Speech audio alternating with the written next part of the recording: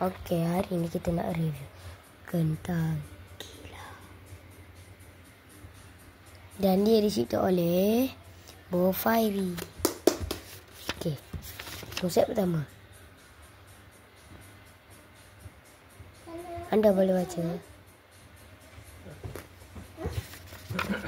Ni autograf, saya tak terjumpa lagi dia. Okey, ini watak-watak dia. Kentang kilau. Kawang. Oh, lupa dia kentang kan.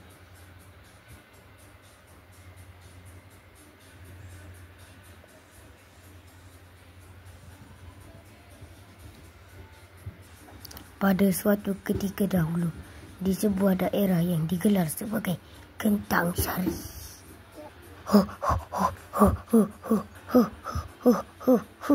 Ya, tap. Kentang kilau. Mereka sudah dekat. Kawang. Jangan lari. Kait. Cis, dia masih cuba melarikan diri. Ya.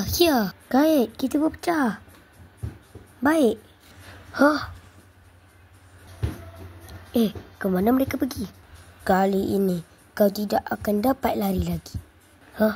Bagaimana dia boleh ada di depan? Kau sudah dikepung kentang kilau. Boleh tahan hebat juga kamu berdua ni ya.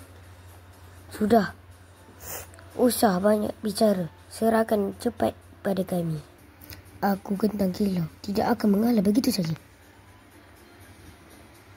Sudah, tidak perlu terlalu drama. Serahkan saja kepada kami. Baiklah, ambillah. Aku bukan mahu mencuri pun. Pisang, kamu ini.